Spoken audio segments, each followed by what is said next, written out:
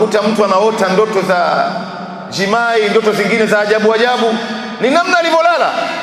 Kwa hivyo dini yetu haijaacha kitu mpaka namna unavyolala wewe. Wanasema baadhi ya madaktari, kulala ni bora kuliko hata mtu kufanya mazoezi.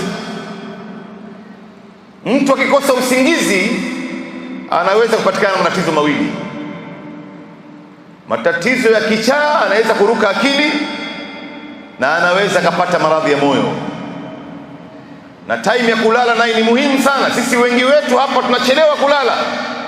Tunalala saa 6 za usiku, saa 7 za usiku.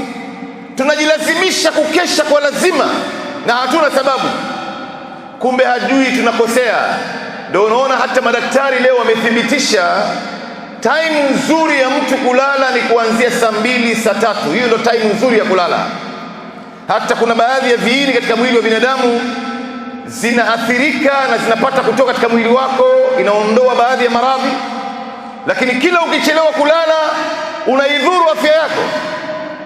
Ndio unamwona Mtume sallam akawakataza masahaba ridwanullah alaihim kulala kabla al-isha na kupiga gumzo baada al-isha, kwa sababu baada al-isha itakana watu walale mapema.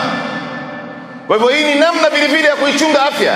Namna nyingine ya kuichunga afya inahusiana na usafi wa mwili wako, sihatul abdan, personal hygiene. Mwili wako ni safi kiasi gani?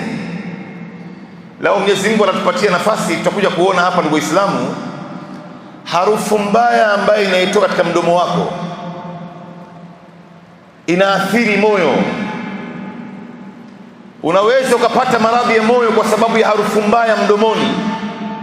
Ndio unamwona mtu anapokuwa hapigi mswaki, mara nyingi utamuona ni mvivu, anasinzia, amechoka, kwa sababu moyo imeathirika, moyo imesikitika.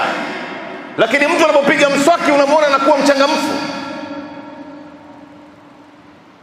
Kwa hivyo tahadhari ndugu Muislamu. Ndio unaona sisi hapa leo ukitaka kujua usafi wa mtu, usimwangalie alipopaka mafuta nazi, amepaka manukato, amevaa nguo iliyopigwa pasi. Anaweza kuwa amevaa mtu 3 piece lakini wiki nzima hajaoga. Ukitaka kujua usafi wa mtu, angalia makucha yake.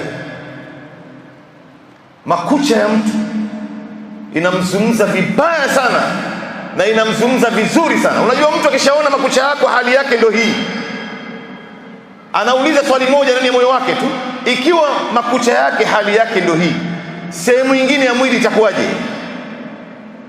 Ndio unaona wanawake zetu